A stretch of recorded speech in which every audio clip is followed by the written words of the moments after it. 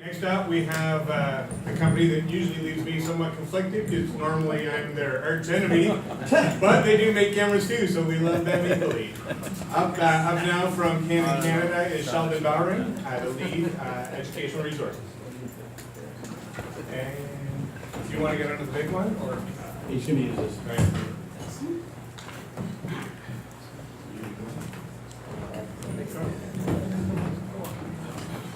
Senior now.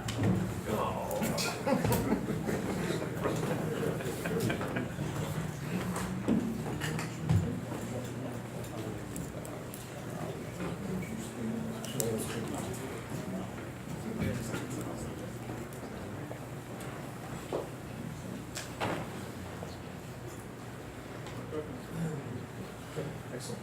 Well, good evening, everyone. My name is Sheldon, and I'm with the Educational Resources team at Canon Canada. And I've been with Canon for just over 18 years. And so as you can imagine, over that time, I've seen a lot of different changes in our lineup. Probably one of the bigger ones being the transition from digital to analog. Tonight, I want to start off with a little kind of background in terms of where we were and where we are today. So, as some of you may recall, Yep, you're good. okay, perfect. Excellent. All right, so just flying in the dark a little bit here, sorry. In 2008, September of 2008, we launched the 5D Mark II. And at that particular time, little did we suspect the kind of popularity that this particular camera would have. We initially incorporated, it was our first DSLR camera to include video. And we did that primarily based on requests from news organizations like Associated Press and Reuters, who wanted to be able to capture video while shooting photos out in the field. But once people got the camera in their hands and they saw the images that were coming off that particular camera, it just kind of took off from there. And so that really kind of became the birth, or the kind of starting point for us in the development of what would become the Cinema EOS series, which was launched in, is it up there? Sorry. Yeah, Okay. November. Oh, yeah, November of 2011. Oops.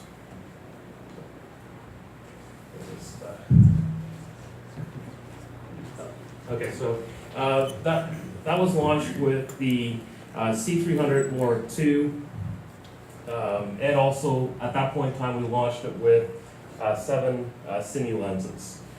Then from there, in November of 2011, we launched, sorry,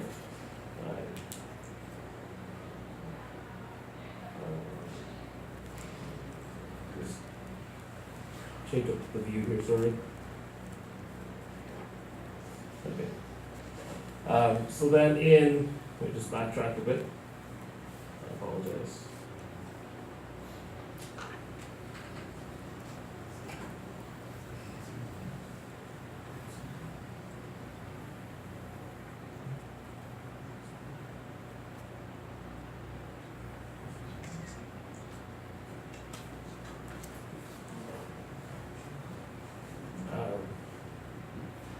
All right, so yeah, then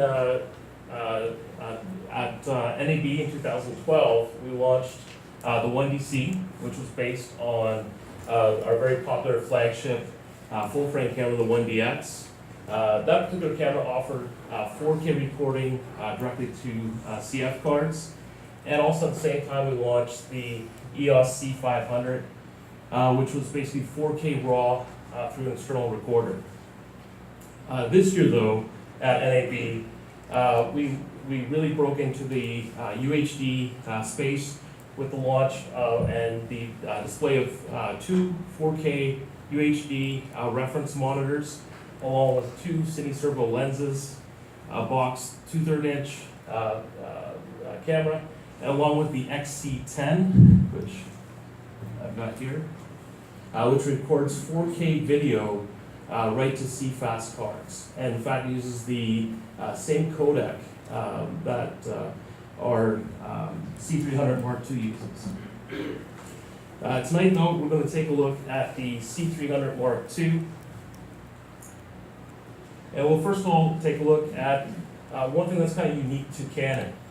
Canon is, of course, one of the few companies that can actually boast of making not only the lenses, but also the CMOS image sensor, and of course, the digic processor. The whole imaging engine of the C300 Mark II has been completely revamped, right from the top down. And a lot of the improvements that you'll see tonight are based directly off the feedback that we've had from people in the field. So we've got a brand new 4K Super 35mm 8.85 megapixel CMOS sensor. It supports resolutions from Full HD to 2K. Now you'll recall with the original C300, the C300 only offered Full HD resolution. So this is kind of a, as you'll see here, it's a big step up. It was Full HD at 50 megabits per second and 422 recording. So here we've got Full HD, 2K DCI, 4K UHD, and also 4K DCI recording right in camera itself. We've also made some improvements to how we read the CMOS sensor itself. So the CMOS, we've doubled the speed of the C300, which helps to prevent the rolling shutter effect that's often common with CMOS sensors. We've also increased the ISO range. So we now go from ISO 100 all the way to 102,400. We've also improved the digic processor that we're using. We're using not just one, but two dual digic DB5 image processors. So that has an impact on our ability to do things like 2K or Full HD at 120 frames per second. It also enables us to shoot with a new Canon Log 2, and of course 4K recording right on board. One of the things that people ask us for, so in terms of some of the feedback that we receive from the field, is, okay, we love the sensitivity of the original C300, but we want more. And we love the low noise levels, but we want more. So we've delivered in a very big way with the C300 Mark II. In fact, the ISO range again goes all the way up to 102,400. And if you take a look at the images there, the crop bin comparing the original C300 to the C300 Mark II, you can see that the noise levels have come way down. In terms of color gamut support, we support all the major color gamuts, and we offer a wide gamut support including BT 2020, DCI P3, BT 709, and Canon's own Cinema Gamut. Now, Canon's own Cinema Gamut covers basically almost the entire visible range of color. In fact, if you're looking to replicate certain legacy film stocks, you'd be able to utilize the Canon Cinema Gamut to cover that. Canon Log 2. So this is our first camera to incorporate the Canon Log 2, and we've gone from 8 bits of color up to now 10 bits of color. So the Cinema Gamma Log also helps us to obtain a dynamic range. We've gone from 12 stops of our previous cameras, now up to 15 stops. And one of the things that we've done as well is we've shifted the distribution of the dynamic range to increase more in the shadow areas, to offer more shadow protection when shooting. As you can see here, the distribution of the 15 stops of dynamic range. So at ISO 100, you can see that from the mid-tone gray, we've got 11.7 stops. So that's a pretty significant improvement over our previous cameras. Once you reach the native ISO range of about ISO 800, you see that from that point onward, the distribution from the highlights and shadows remains constant through the remainder of the ISO range. In fact, we obtain a dynamic range of 1,600%. That's over double what the original C300 had to offer. Next is the video format that we're recording with. So we're doing 4K recording right now on camera itself using dual CFast card slots. The format itself is a Canon format. It's using MPEG-4 compression, and the audio quality is linear PCM audio, recorded at 24 bits now with a 48 kilohertz sampling. And it's still within within the MXF wrapper format that you're familiar with from our previous cameras. So the XF ABC, we basically have three flavors that are available in camera. So you've got XF ABC Intra 4K, which allows us to shoot at resolutions of both 4K DCI and UHD resolution at frame rates up to 30p and at an amazing bit rate of 410 megabits per second. We also offer, again with the XF ABC Intra coding, 2K and Full HD. So now we can do 2K and Full HD at 444, 12-bit or 10-bit in camera. In addition to that, we can also do 422 10-bit at 422 color sampling. We also have, if you want longer recording times, we also have the XF ABC Long GOP, which again allows you to record either 2K or Full HD resolution at 422 10-bit at a bit rate of 50 megabits per second. So bit rate similar to what we've used with the XF series. In addition to that, we're also offering recording to an SD card, an XF ABC Proxy. This is recorded again at 2K or Full HD resolution, 420 color sampling, and at an 8-bit color depth. So that's basically similar to the same kind of quality that you'd expect from a C100 Mark II, essentially.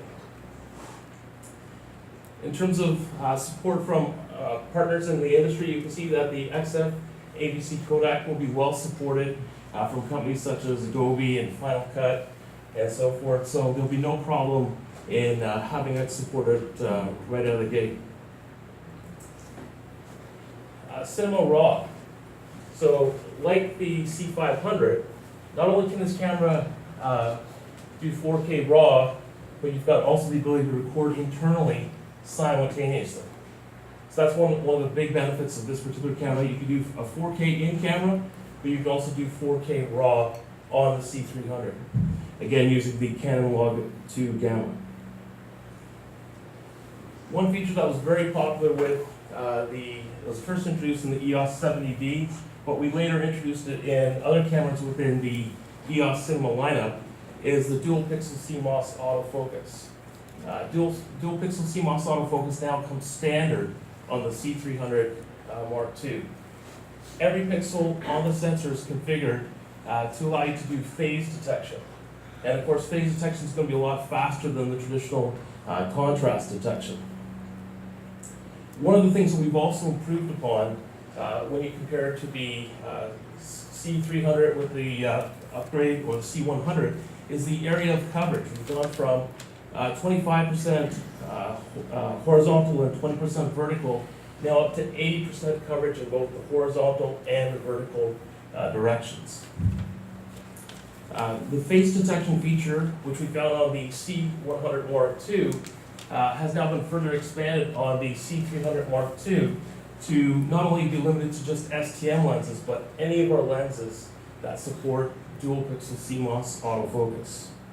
I know that autofocus can be a little bit tricky, perhaps, within this room here, but there is a feature that will appeal to you, and that's the dual pixel focus guide. So this is using the dual pixel CMOS autofocus technology to help out with when you're manually focusing. Because we know that with 4K, critical focus is, well, that much more critical.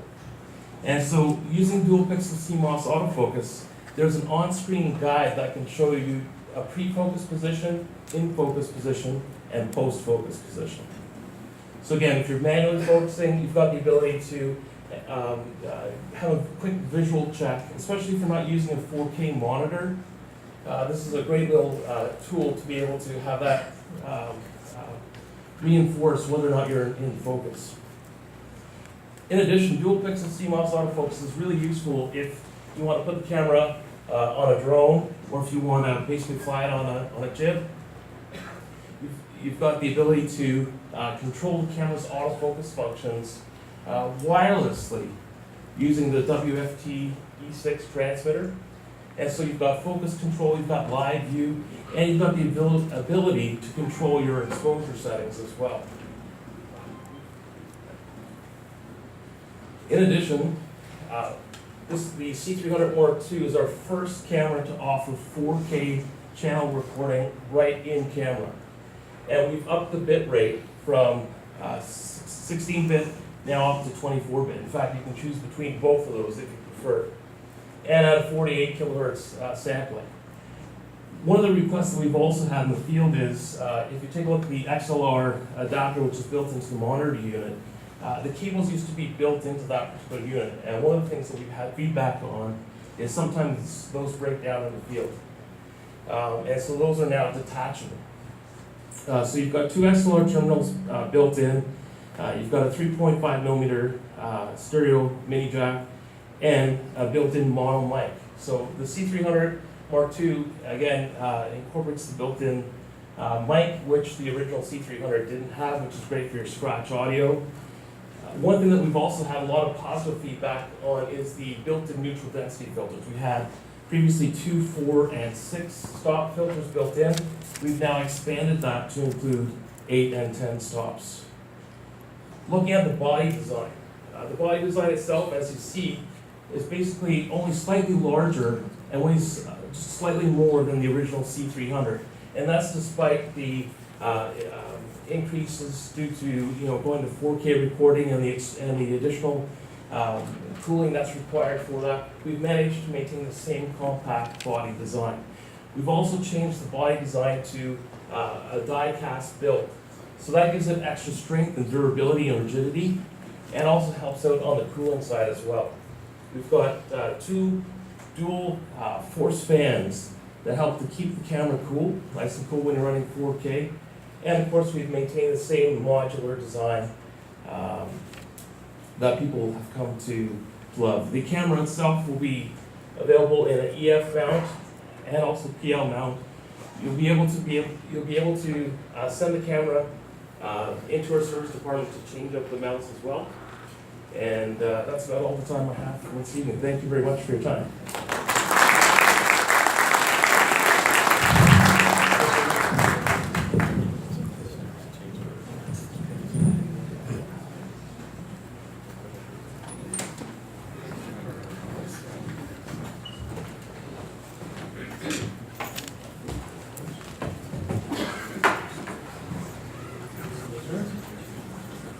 All right, while he gets it up, next up we have longtime friend of SMPTE and Panasonic Canon employee, Mr. Mike Fawcett, who is regional account manager with some specific responsibilities for some fun new toys that he's going to tell us about.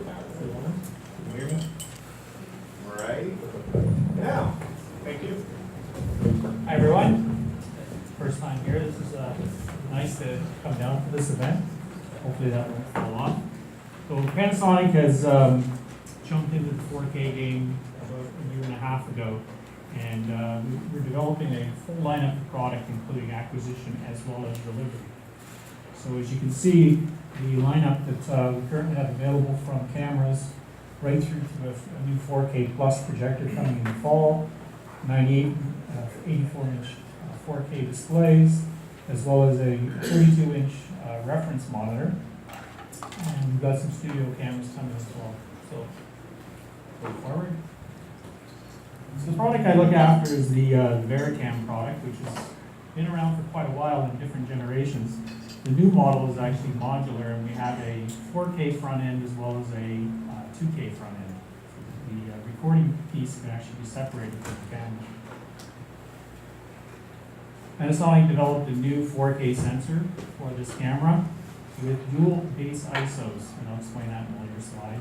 So we have an ISO of 800 as well as a base ISO of 5000. We also have our own ABC codec that we developed, that's been in our cameras for a number of years, but the new one actually will process full 4K, as well as UHD and 2K. Vlog, which has been in our cameras for a while, but it gives us 14 plus stops of high dynamic range. V-gamut, which gives us a full range of colors. And as I mentioned, modularity, so we have a V4 1080p camera, as well as a 4K. So the sensor itself was actually designed with two amplifiers, independent amplifiers within the camera to give you base ISOs of 800 and 5000. This actually was shot at 10-foot candles in a film environment. So as you can see at ISO 5000, there's very little noise. Again, shot at night. There should be a video coming up which hopefully reproduces okay on there.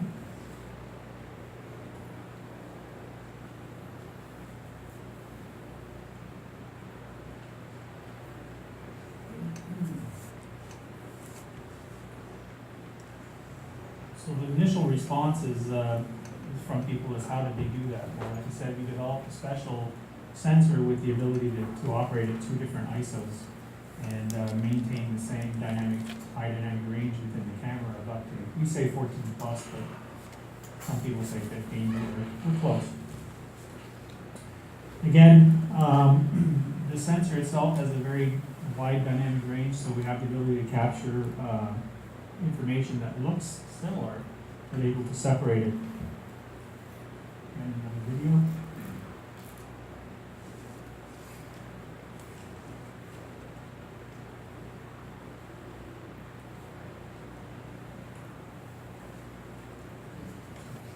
So again, another example of the dynamic range of the camera or the color gamut. So we fill almost the entire color gamut with the Vericam sensor. Camera also has unique ability to record multiple formats at the same time. So we have P2 Ultra cards that were developed, 256 gig at this point. As well, we can use micro P2 or ultra high speed SD cards, and we can record full ungraded vlog video on the P2 cards, and you record 2K HD on the SD cards, and you can also record a proxy on the SD cards as well. We have the ability to do in-camera grading, but not send the grading into the master recording P2 cards, but you could send the graded video to the 2K HD as well as the proxy, which then can be sent back to the post house for evaluation. We're also introducing in July Codex is introducing a back for the Vericam that connects directly to the back of the camera. No extra wires required. And it should be coming out in around July timeframe. It will actually support full RAW up to 120 frames per second. So the camera has the ability to do 4K 422, 4K 444, and 4K LT for up to 120 frames per second in 4K. Also introducing in July a cable or umbilical cord that allows you to separate the camera base and the camera recorder. It'll ship with a 5-meter cable, but there'll also be a 20-meter cable coming, which will allow you greater distance. Again, we all know why we need that. Today, Vericam was launched in October, and this was actually produced as of April. So we've delivered over 500 units worldwide so far. So we're just starting to gain a lot of popularity. Panasonic partners, and more partners coming soon. So we have a lot of different partners jumping in various capacities. So that's it on the 4K. We're also now introducing a smaller 2K camera or 4K small camera with a fixed lens on it. So this will be more for the smaller markets, smaller independent shooters, or even just a secondary camera. So we're using our 4/3 sensor that we have in our GH4. We've introduced a optical Leica 13 times optical lens. Sorry, Scott. It's okay, it's fixed. And super high resolution 4K up to 60p. It will also support 12 stops of dynamic range, and it will also support V-Log Lite, meaning 12 stops. So now you can shoot the same V-Log on the Vericam as you would on this camera. And also there's going to be a firmware update for the GH4 to support that as well. That's the consumer camcorder. So the GH4 has been around for a while. What's new is they've actually introduced anamorphic mode. So the camera now can, through a firmware upgrade, can support anamorphic lenses and allow you to demorph the image after up to a monitor or in post. V-Log, as I mentioned, it's in progress. And now we're also introducing Studio in 4K. So we're introducing, the current models are 2K, but we're migrating everything over to 4K. So we'll be introducing this winter. That's a big area. We'll have a box camera that will be 4K and two studio cameras that will also be 4K, as well as a new remote control panel, new base station, and a new viewfinder. What we've done with the box cameras, we allow you to use standard 2/3 inch lenses. And we've actually built a lens within inside the camera itself that will then spread the image across the sensor and do 4K. We'll also, with the box camera, it has the ability to have optional cards, so we'll have a 3G SDI/4, we'll have an optical option, or we'll have a compressed 3G SDI and a 10 gigabit Ethernet port to deliver 4K over Ethernet. And at this point, at NAB, they said they're aiming at less than 1 frame per second. Let's see if that happens. New design. Two types of cameras, as I mentioned, two new types of remote operation panels, and a new MSU and build-up unit. Again, just more information. Also, our switcher lineup will also be set up to support 4K in the future. So some of our existing products that you see at the bottom, it's the 1ME and the 2ME, those are current product, and they'll be introducing boards to support 4K. On the visual system side, which is our projector display category, we're introducing a laser-based 10,000 lumen 4K plus projector. It'll actually have the ability to display 5,000 by 3,000 resolution. It is going to use laser diode, and it will be 10,000 lumen. It is a 3-chip projector. Currently shipping now, we have been for about 6 months, we've been shipping a 84 and a 98 inch 4K display. And these displays actually have built-in quad processing as well, so that you can actually put in 4 1080p signals and it will split the screen in 4 automatically.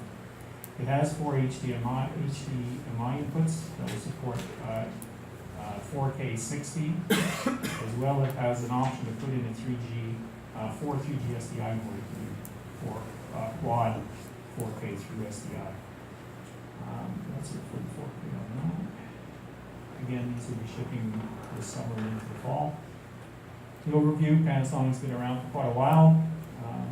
Is anyone familiar, I just wanted to bring this up with the chromatic aberration correction that's built into cameras.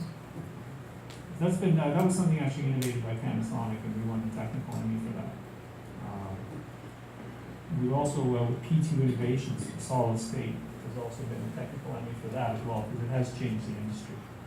Over 350,000 P2 units have been delivered worldwide.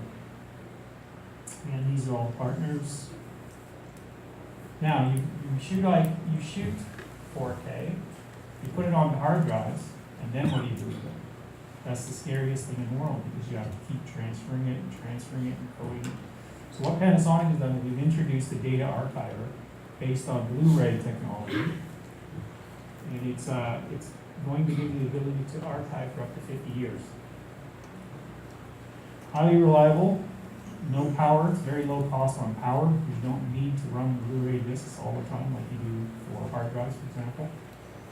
And currently, right now, the drives are 100 gig, and they'll be increasing capacity up to 300, 500, and 1 terabyte. And the 300 are expected out this year. So it is a jukebox type system. Each magazine will hold 12 Blu-rays, And there's 12 disk readers in each one of these servers. So 76 disks at 100 gig each, you're at 91.2 terabytes per section. That full rack you see there can have up to 7 sections on it. Going up to 300 gig, obviously, we're increasing the size, and I'm not going to do math today, but just give you an idea. So we are up into the large storage arena. Read-write time on this is you can actually access data within a minute and a half because we stripe all the information across all 12 disks simultaneously. When you once the disks are loaded, you can access the information immediately, as well as the write speeds are very high as well. So this is actually shipping now for anyone that's looking for any way of doing long-term storage. And that's it.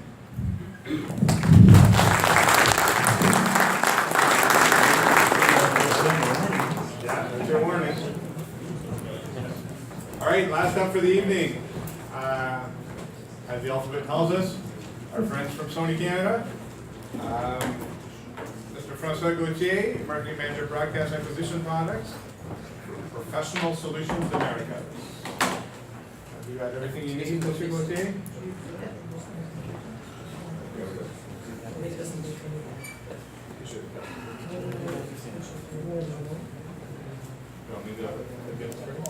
Yes, yes.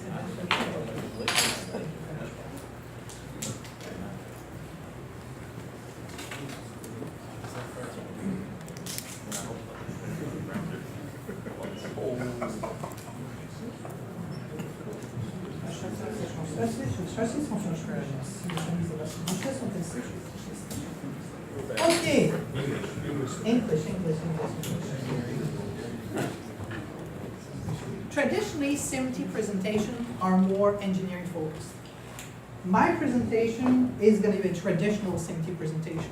It's going to look like what's in that magazine. I don't have model numbers. I don't have part numbers. If you want to know more about our product, go to our website, sonybiz.ca.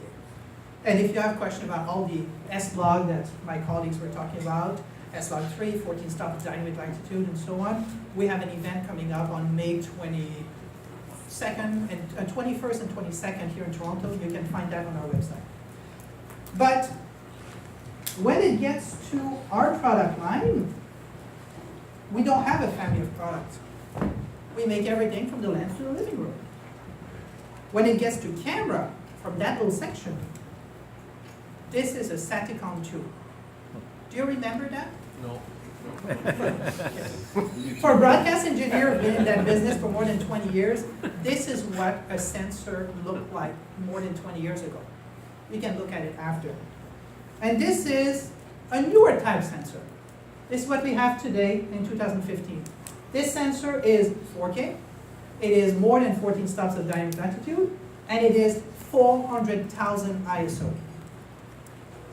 These numbers don't even make sense. They're incredible. Does it mean that we should make these products, and should we extend it to every product? So I kind of knew that my colleagues were going to talk about model specific and features and everything. So I thought, what could I bring to the table that would be different, that would give you something useful? So we can go to the next slide. So my approach is to talk about how we design the camera, how we came up with these sensors. Why do we have so many cameras and they all do something different? So that you understand why NAB, we had many types of camera. Some of them were 4K, some of them were not. Next. So if you look here, I have a lineup of all the pro cameras that are under my responsibility. There's no consumer camera in there. That's somebody else who does that at Sony. But basically it shows some small prosumer style camera, some shoulder camera, some studio camera. There's no model number here. If you have questions, go see my colleagues. But next, in that lineup, out of 27 cameras, I have 7 that are 4K. Some of them are more than 4K. Next. So that's 26% of our lineup that is ultra high definition. I hate this expression. It is misleading. Anything above HD is high definition, ultra high definition. You could say that 2K is ultra high definition. So we have some 8K camera that have been shipping for 2 or 3 years. We have some 4K camera that are in production that are used all the time. Next. So does it mean that we're going to stop making HD camera? Does it mean we're all going 4K? No. NHK, back to NHK.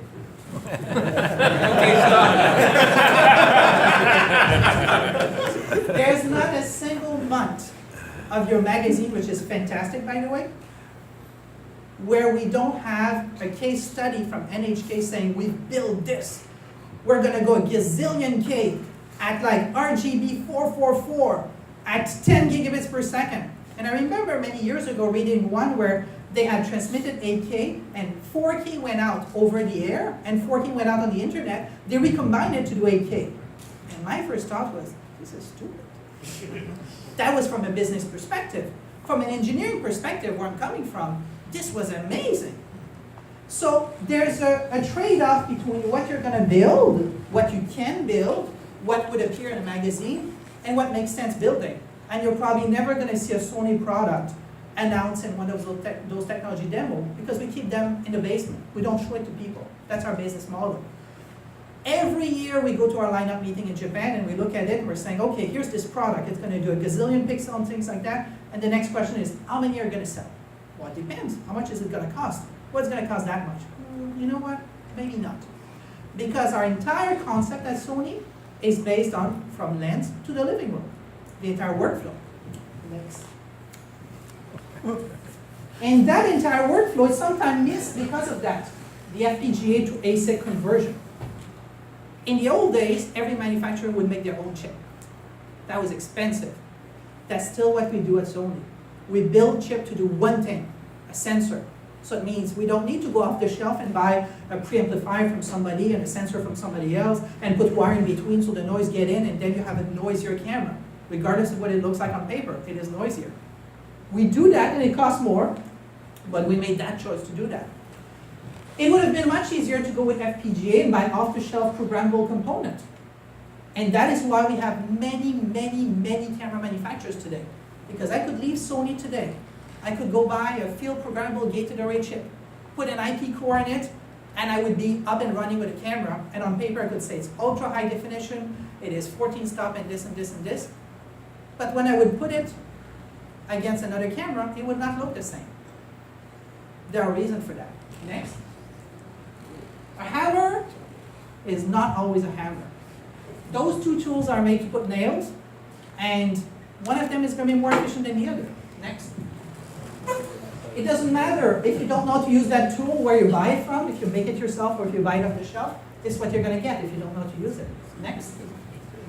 So, traditionally, we didn't have any option. 10 years ago, there was no such thing as going to buy off-the-shelf component. That's why many people could not get into that business. The barrier to entry was really high. Today, I can go to the Xilinx website, a really important FPGA manufacturer, and I can buy core for H.264. So anybody on this floor can say, oh, I have H.264, and we put it in our computer, we put it in our Blu-ray player, we put it everywhere. But H.264 is a series of codecs. It's actually a different level, different profile. And we don't use all of them the same way. But I can buy off the shelf, main profile, main level from pretty much anybody. And that is why if you want to be identical on paper, no problem, go with that. If you want to have a picture that is different, then you need to invest more to push that further and to develop a new standard. Next. In any case, whatever I'm going to do is I will never show you a camera that is a prototype if I don't have an application for it. This is more than 8,000 pixel wide by 4,000 pixel high. I have a commercial application for it. It makes sense to make this camera. Could I make something wider? Absolutely. Could I make something bigger? Absolutely. Will it make sense financially? Maybe not. In this case, we had an application, so we made a system for it. Next. And this is where I feel so much more comfortable. Because the Society of Motion Picture and Television Engineer, which Sony is part of, Panasonic is part of, pretty much every manufacturer here is part of, develops standards so that we don't live into a family of product. So that we can make sure that what you take at the input of your camera can be processed in a television station, can go to a file format that is usable. I have a camera that records 8K at 120 frames per second. Next. So 8K, That ships today. We already had it. It's been out for about 2-3 years. And it shoots it at 120 frames per second. Next. Many people are saying, well, you know what? Do you really need 120 frames per second? Well, in that magazine, there were lots of articles where people are saying it doesn't make sense to do 4K at 30 frames. The higher the resolution, more frame rates you need. That is why we're sitting at 120 at 8K. Now, in terms of dynamic range, I would have many options. I have the 10 bits that was mentioned tonight. I have the 16 bits, but I also have an 8 bits because we cannot just walk away from all the legacy product that we have and say from one day to the other, it's not compatible anymore. We have more than 50 partners just on the XAVC codec and probably hundreds of partners in every codec. So as a result, we need to be backward compatible. Next. In color, yes, everybody's talking about BT 2020, BT 2020. What does it mean? Well, it means that we have a color spectrum in camera that are almost always exceeding BT 2020. They exceed the dynamic range in the color. It's not always a good thing. I heard tonight, oh, this is BT 2020. There's a show, Marco Polo, on Netflix, shot in 4K, broadcasted in BT 2020. It is a bucket of 2020. Doesn't mean they fill it. It means that we have that much space. So now what's going on is that even though I can do that, sometimes from a financial perspective it doesn't make sense. I'll show you one later. Next. And we have high signal to noise ratio. That's not important. Every camera can claim numbers and we can play with that. We can put electronic noise reduction, things like that. But 400,000 ISO in a consumer camera is quite impressive. But it comes at a price. It will not do other things like high frame rate. There's no such thing as a perfect camera. It does not exist. Hence why there's so many cameras on the market and there's so many in our lineup. Next. Even after you've captured all of that, at 5.5 gigabits per second, 8K, 120 frames, and you're saying, now what? Well, it's great for a film production, but if you're in a TV station and you're used to working at 50 megabits per second, you have a problem. Which is why we have various codecs that are supported by many, many vendor and partners, more than 50, where we can give you a 4K from 25 megabits per second all the way to 5.5 gigabits per second, so that you are compatible with the equipment you have today. So the story about UHD is not only a question of sensor, it's a question of workflow. And finally, audio.